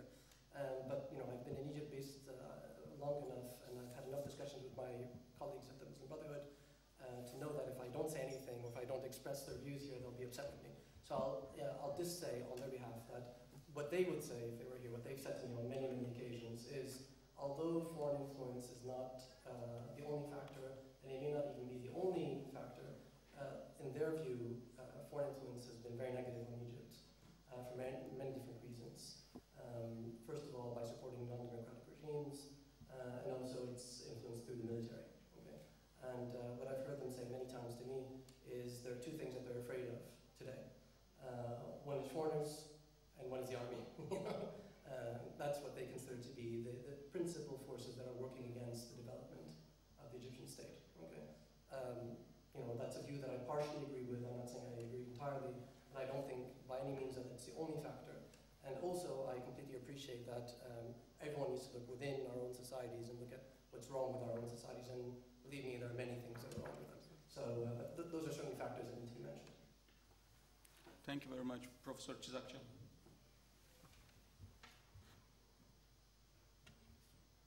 Thank you.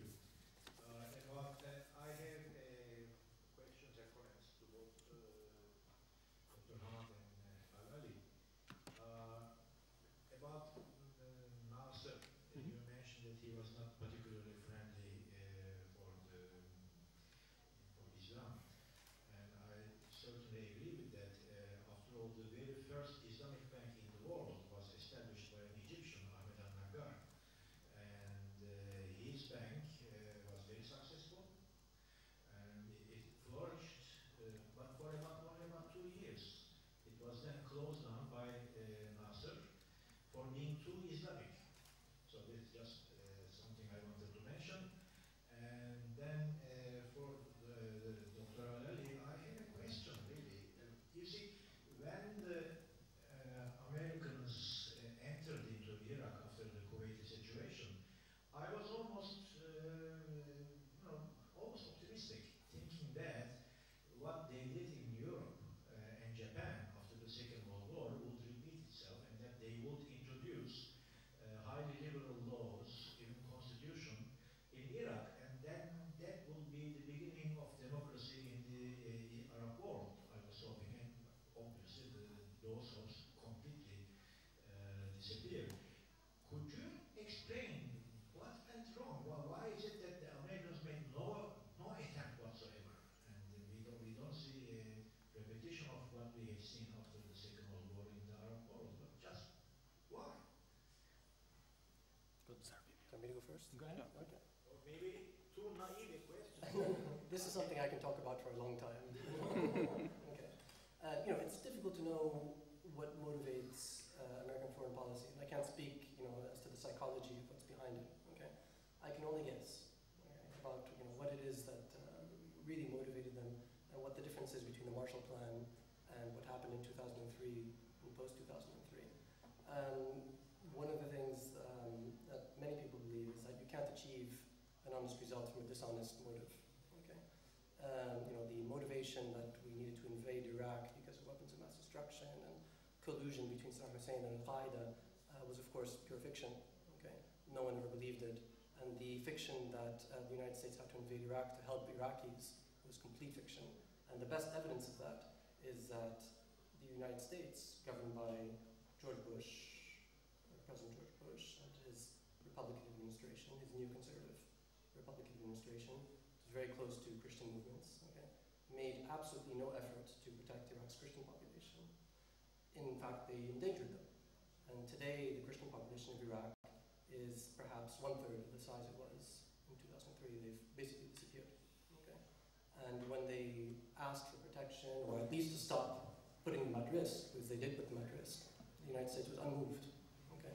So the idea that the United States cared about our well-being as individuals, or our society, or the development of our society, is for me just completely unbelievable, and I will never believe that.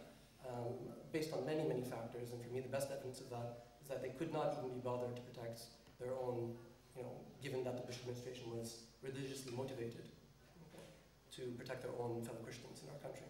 Okay? And in terms of the constitutional process and the development and so on and so forth, when I say dishonest motive and not being able to achieve an honest result from that, you can see that from the level of corruption that followed the invasion in 2003. And I don't mean corruption only by the Iraqi state, I mean by American contractors, the American officials in our country who are stealing our money, left, right, and center, stealing their own money, simply because they just don't care. They could not care less. They felt that they had to go through with it because in any event, they were ordered to. Okay, but did they really care about the outcome of the transitional process in Iraq? That wasn't the motive. The motive was, of course, I apologize for raising this cliche, but the motive, and they successfully achieved this motive, was to liberalize the oil sector. And that's been successfully achieved. Previously in Iraq, we had one oil company, which is the Iraq National Oil Company. Now we have dozens of international oil companies that are in our country. And this was the only issue that was not up for negotiation in our country. Okay? The only institution that was protected in 2003 by the American military was the oil ministry. Okay? It's not a coincidence. These are things I wish I didn't have to say this, and I wish that I didn't sound conspiratorial, but I don't believe it's a conspiracy because all the evidence is right here in front of you. They arrive in our country, they only protect the oil ministry. The only issue that you cannot discuss is liberalization of the oil industry. Okay? Even though, as Iraqis, we are very nationalistic and very patriotic, and we consider that we can organize our own oil industry on our own and we don't need any foreign help. We have enough expertise, enough engineers, and so on and so forth. That was simply not up for discussion. So all our experts, all our expertise, the engineers, the lawyers, and so on and so forth, who've been spending decades working on the oil sector, and who know about every single hole that's been dug, every single type of instrument that was used to dig the wells, okay? They're all living in Amman now, and all are unemployed, okay? And instead we have Chinese, American, Canadian, all sorts of foreign contractors, okay? That's the real motivation for it. Everything else, all this nonsense about development and so on and so forth, is completely nonsense. You could see the way in which they were doing the work. I come from a small village. Supposedly our local school was rebuilt. It was never rebuilt, but supposedly $1 million was spent on it. You have staircases that lead to nowhere. You have sewage systems that don't exist, but supposedly were built. It's all just a pure fiction. So no real effort was made. Okay. And once again, as to why no real effort was made, I have my view, but you would really need to ask them. I don't know. But the effort was not made in terms of finally the constitutional process. When they were overseeing, or the Americans were assisting, supposedly, to help us draft the new constitution in 2005. This is also something I know a lot about because I was working for the United Nations at the time as a legal advisor for the Constitutional Drafting Committee. The Americans were not interested in the outcome. They had no interest in what the Constitution actually said. Their only interest was the oil provisions relating to oil, and second of all, the deadline, to make sure the deadline was kept. The Constitution had to be finished on October 15th, 2005. End result. Any extra days, simply not allowed. And they would threaten anyone who suggested that should go over that period. But if you include non-liberal provisions, rights, violate the rights of women, whatever, all that's detail, they don't really care. They had, the Constitutional Drafting Committee had put together a system of government in the Constitution that was so fractious and so open to question and so extremely decentralized, extremely federal, okay, to the point where the central government had no authority whatsoever. Okay. Legal experts from around the world came into Baghdad and wrote papers about the constitution before it was finalized, the draft constitution, and they used very strong language about the text. They said, there will be grave danger to Iraqi society if this text is applied. This is all before the constitutional process was finished, before the referendum. There was still time to change the text or to give more time to the constitutional drafters. Said there will be grave danger to Iraqi society. This is a quote. Okay. They say the central government will be completely under-resourced, will not be able to defend the country, will not be able to unify the country. These are quotes from the text that some of the world's leading constitutional scholars put together in Baghdad. And the Americans were not interested. Finish the text. End of story. Sorry to continue, but Sorry. I cannot help but asking another question. So we have this huge American problem, I think. Why is it that Americans were so liberal and so productive and so helpful to post-Second World War Europe and Japan, and so I cannot find the word. It's a huge American problem, I think. They could have been so useful, so helpful, and they chose not to. I think historians will deal with this. I think it's a little. What Ali said is correct, but there is a few other issues that, as an international relations scholar, you need to take into consideration.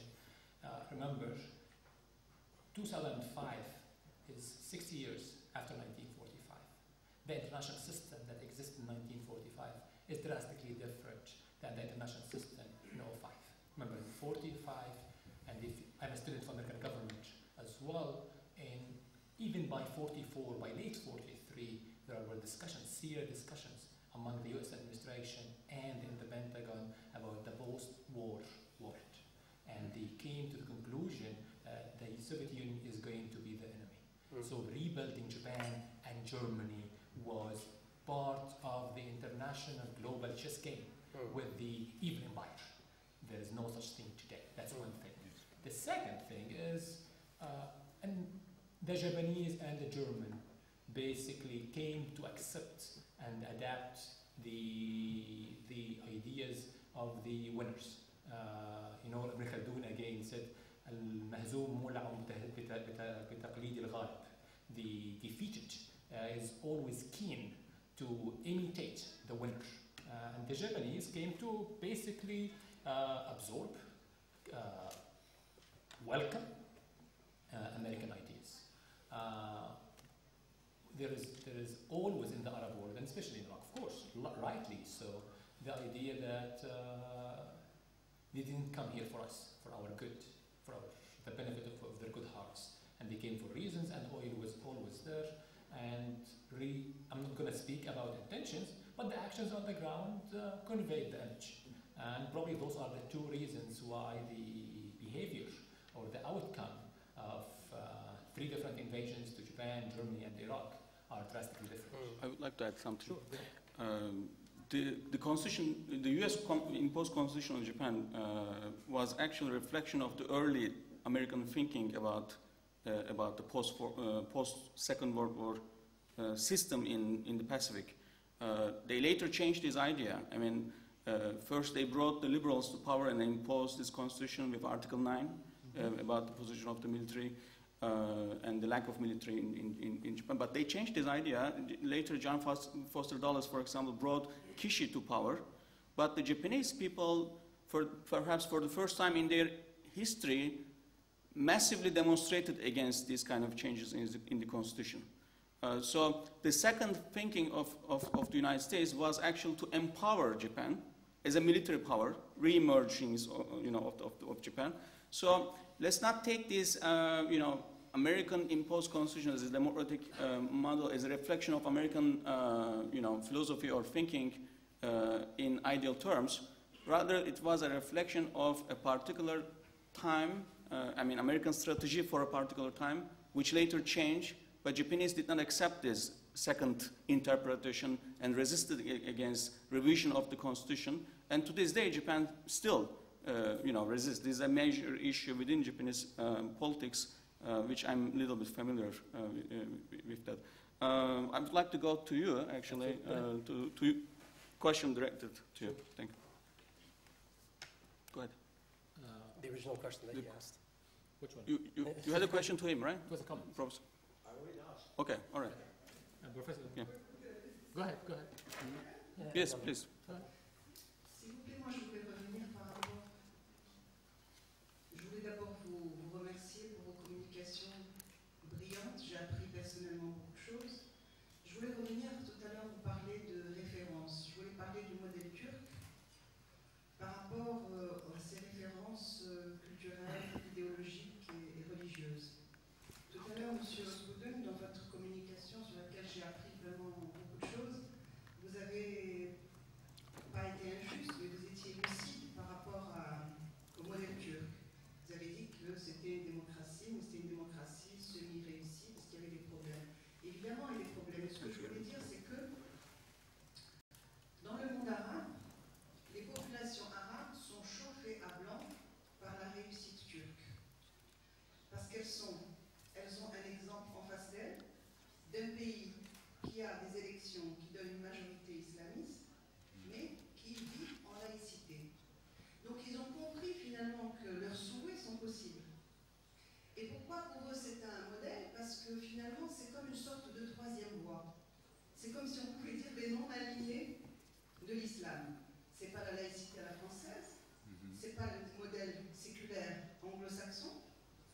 Et d'ailleurs, c'est une troisième voie parce que je me souviens, lorsque j'étais dans la commission sur la réforme de la Constitution, le parti islamiste marocain demandait un État civil. Donc, ce qui prouve, Doula Medania, ce qui prouve que le monde arabe ne pense pas à la laïcité à la française, ni à un régime de sécularité, mais à un régime où il y aurait une séparation sui generis particulière, propre aux pays musulmans. Donc je voulais voir ce que vous pensez de ça, parce que c'est, en tout cas, la plupart des articles que j'ai lus, ou des personnes avec qui j'ai discuté, ont comme modèle, comme idéal, le régime turc. Merci. Je vous remercie pour votre question. Je vais répondre en anglais, bien sûr. The question is very, very important. The reason I describe the Turkish case as only partially successful is that for a long time and still to some extent today, we have not been able to liquidate the question of military totalitarianism.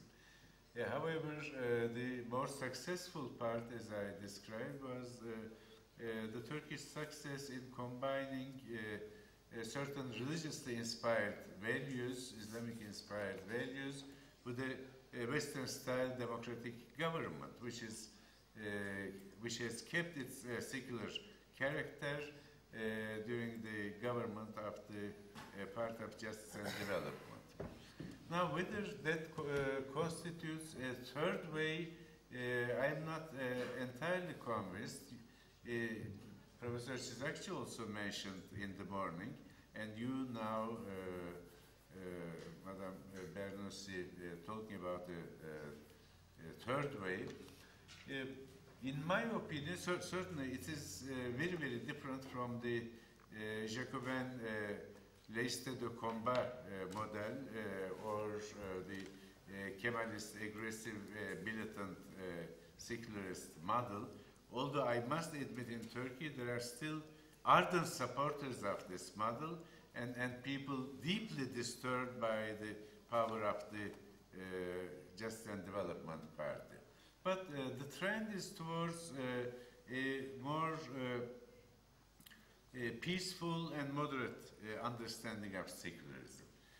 Whether it is a third way or whether it is a version of, let's say, the Anglo-American style of secularism, especially the American style of secularism. I think in the American model, we have a state which does not establish a state religion, and the state is equidistant towards different religious groups. But unlike the Jacobin or Kemalist model, It has no problem with the public visibility of religion. Certainly it is not an anti-religious ideology. It's not necessarily an anti-clerical ideology. Simply, it's a neutral stand towards religion. I think this model can also fit the Muslim majority countries. Even within this passive secularism model, if you wish to call it that way, there may be small varieties, small nuances, etc. For example, perhaps some Muslim majority countries may wish to state that the religion of the state is Islam. If it remains limited to this, it may not create a fundamentally difficult problem. After all, the Norwegian constitution says that the religion of the state is the Presbyterian Protestant version of Christianity, and nothing happens. Norway is a perfectly democratic country. Certainly the rights and liberties of people belonging to other religions are not violated, or they are not discriminated against. Now it is up to the individual countries, but I think rather than talking about a third way, the Muslim majority countries can feel quite comfortable, let's say, with the American model, which we call, myself and several other Turkish scholars such as Ahmet Kuru, we describe it or term it as passive secularism. You may term it differently, but what is meant is that a state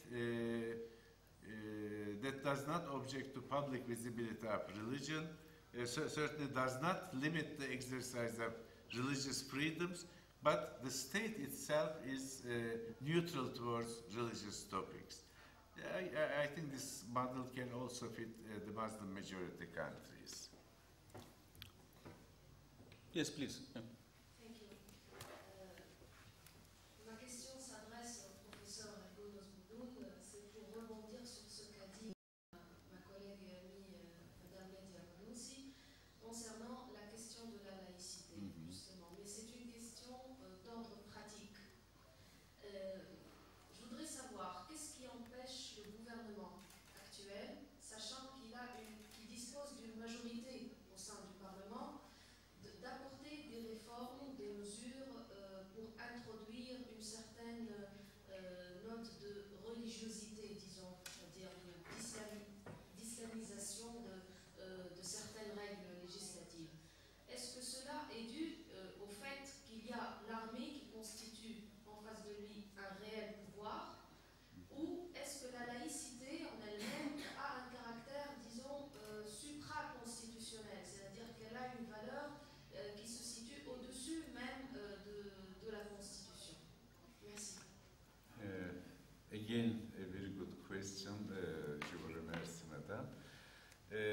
I think neither that. Of course, so far, and maybe still, the army is a strong defender of a secular system of government, even a supporter of a more Kemalist or assertive type of secularism. But the fundamental reason is that a very great majority of the Turkish population, and the very great majority is also a Muslim population, is at peace with a secular system of government. All public opinion surveys show that those who wish an Islamic state, and what is an Islamic state? In my opinion, it can be defined by support for a Sharia-based government. It's an insignificant minority. The most recent public opinion surveys in that regard put the figure around 7 or 8%, even though 99% of the Turkish population are committed Muslims. Either you call it laicity or secularism or separation of state and religion, the name is not so important. But basically a secular system of government is an idea that is being shared by a very great majority of the Turkish population. That's why, for example, the AKP government has no such intention, because it's against political realities. Even if you rule out the arm factor completely, still that would be against political realities to try to introduce some forced Islamization measures. Because even the devout Muslims, a great majority of them, would not wish it and would not approve of it. And let me add one thing, the history of secularization in Turkey did not start with Kemal Atatürk. It has a story of 200 years, started with the Tanzimat reforms, mid-19th century reforms, and step by step, a more secular way of life dominated both the late Ottoman period and the entire Republican period. So I think, to cut the long story short, the real guarantee against the forced introduction of an Islamist regime is the common sense of the Turkish people, their version of Islam, which is quite compatible with the secular system of government. Okay, I'll just add a word about this. Remember, the principle is not the separation between religion and the state. The principle is the separation between church and the state. The church as an institution that controls political power. And it is no coincidence that all US presidents until the present day has been Christian. And when people try to attack Obama in 2008 in order to demonstrate how Christian he would attend masses and services on Sundays. We're going to see if the United States population is ready to select the first non-Christian president. As most of you should know, Mitt Romney is Mormon, an LDS, the Church of Latter-day Saints. Hassan and I used to do our graduate work in Salt Lake City, Utah, and I taught at BYU, which is a Mormon church. Most of my American friends don't consider Mormons to be Christians. What I think most Arabs want is a state that is not hostile to religion, which most surely the system in Tunisia was hostile to religion. Most surely the system in Egypt has been hostile to religion. I'm not going to speak about Egypt because this is my country and I know more about it. If you are an Egyptian woman who wears a headscarf, you cannot work in the foreign service, you cannot work in the state TV, you cannot work in the presidential palace, you cannot be a minister, you cannot be a judge. There is very little you can do other than being a nurse. That has nothing to do with human rights or with secularism. In the United States, there are Muslims who wear headscarf, who observe the religion in every profession that I just mentioned. What most people want and demand, quite rightly, is that a state that is not hostile to people who practice the religion, which seem to be reasonable. You are entitled not to wear a headscarf, but my wife is entitled to wear her headscarf, and she's entitled to the same position that you are entitled to. So I think this is what the elite in most Arab countries need to come and understand, and need to come and appreciate, especially in a country where more than 80%, I'm talking about Egypt today, more than 80% of its female, you wear a headscarf. So if you are talking about women's rights, and you only consider women who don't wear a headscarf deserving of those rights, there is something missing here. There is double standard. May I add one more sentence? Okay. I've talked long enough, but I'd like to quote a very distinguished American scholar, Alfred Stepan, in answer to your questions. Stepan says, secularism is not so much the separation of state and religion, but it involves the construction and reconstruction of twin tolerations between the religious establishment and the state. And he has a very recent article in the Journal of Democracy. I haven't had the opportunity to read it yet, but it's on Tunisia, the building of twin tolerations in Tunisia. If you look at the successful Western experiences, there is a twin toleration from the state towards the religion and from the religion towards the state. That's just what I wanted to say. Well, I was thinking of the last question, but two hands raised. So let's have these questions and then see how the audience is doing. I mean, yeah, go ahead. Yes, both of them maybe we can have, but if it's similar, maybe yeah. Actually, I would like to broach the issue of alternative institutions. You mentioned universities briefly, and I think it was a very good point. And do you think that on this score, Turkey can serve as a model? Because I would like to point to the fact that Turkey has been establishing universities with a great speed. I mean, I do not want to make a conspiratorial commentary, but maybe the pervasiveness of universities is seen as an antidote, as a counter to the pervasiveness of the security establishment. Do you think that there is such a chance of having successful universities established in the Middle East, which could act as a counter to the pervasiveness of the security establishment? I do not claim that all our universities are of high quality in Turkey, but what makes America, what made America is its wonderful institutions, wonderful universities, and not all their universities are perfect, but some of them are really, really good. And I think what we're trying to do in Turkey at the moment is to establish as many universities as we can, and if we can have a few of them with really high quality, which can compete on the international stage, that's my hunch. I believe that we can break this polarization between the security establishment and the religious congregations or religious establishment, or this stagnation. Your take on that? Sure. I mean, I agree to a certain extent. Okay. Obviously, the establishment of cutting-edge universities isn't going to solve all our problems, but there is a major problem insofar, at least in our countries, on our side of the region at least is concerned, because our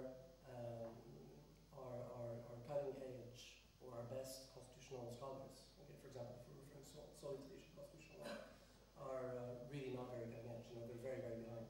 Okay, if you look at our textbooks that are used in Iraq, for example, in Iraq, in Syria, in Jordan, many other countries, constitutional law textbooks are completely abstract and never refer to the constitutions of their own countries. Okay, because discussing those kind of constitutions is not allowed. Because it might lead to criticism and that type of thing.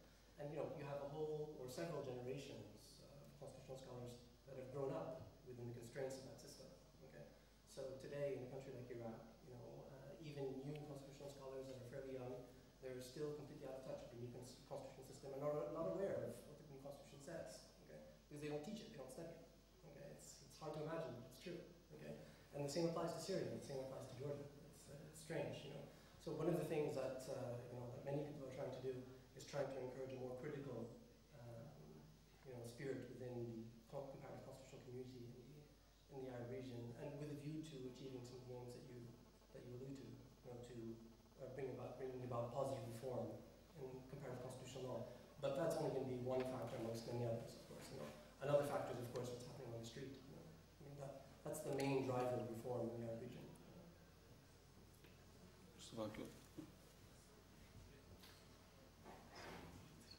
Thank you so much. Mustafa Akol, several points about these issues at the time. And I just would like to say I very much agree with Professor ÖZBUDUN on the fact that we have this great tragedy in the 20th century. The Muslim world has never experienced a secular state which is not hostile to religion. I mean, I think the greatest calamities that Turkey has made is that we gave a bad name to secularism by defining it as the erosion of religion from the public square. And other countries took examples from us, like Shah in Iran, Nasser to some extent, Tunisia for sure. And actually the roots of the Islamist movement is partly a reaction to this, first Western imperialism plus these secular tyrannical regimes at home. And if in Turkey right now we become able to breed a new form of neutral state under which religion flourishes in society, but also secular thought and secular part of society lives, then maybe that would be a good model. Because I think so far Turks have given a very bad model to the Middle East with our Kemalist past. Thank you very much. Any comment on this? Just one sentence as an answer. In a recent book, I have an article saying exactly the same thing as you did. I haven't received the book, but it's being printed in Germany. It has not reached me yet. And I defended the idea that Turkish type of secularism or laicite cannot be a model for the rest of the Muslim world. And I also agree with you that maybe the more radical nature of the reaction was caused by the radical nature of the secularist model in Republican Turkey. Thank you. One last question, Aisha. Thank you. I have a question for Professor ÖZBUDUN, a technical question on the Turkish future political system. I mean, having a presidential system or parliamentary system, I mean, does it really affect the future of Turkish politics in terms of efficiency? And also, this could be a question for Egypt too. Sure. First, yeah. Me? Oh, yeah. I think compared to other issues facing Turkey, the issue of the system of government is of secondary importance.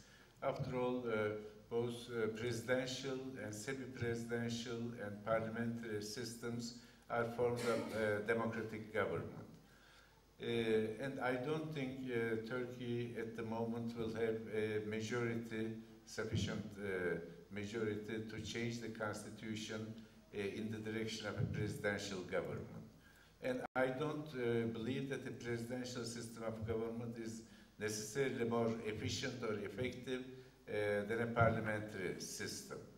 On the contrary, in a presidential system, there is a danger of deadlock in government if presidency and the majority of the Congress are controlled by opposing and even hostile parties. Then there is no way to get out of that deadlock in a presidential system. So no, in the case of Turkey, for this reason, I am not a supporter of a presidential system. With regard to your question, I don't see any necessary difference between the degree of effectiveness or efficiency of the system. Remember, I think you are up to something here. Parliamentary systems is only effective if you have stable, strong parties. The experience of the French Fourth Republic is very illustrative. France from 1946 until 1958, when the French Fifth Republic was enshrined, had 28 different governments. And that is something that we need to take into consideration. And I think the leaders of modern Egypt, even the Brotherhood, who are the most advocates of a parliamentary system of government, seem to come to the conclusion that this system of government is going to be more functional in the future. So they are, even the Brotherhood Party is advocating at least a transitory period where you have a semi-presidential government until we move into a parliamentary form of government, the Westminster kind of system. Thank you very much. And that's the end of our session. We would like to hear, have all of you for the next session, starting with the new timing. I don't know, but I think it will be announced. Can we hear this? Yeah. 5? 5. Yeah. Okay, Thank so you. we'll start at 5.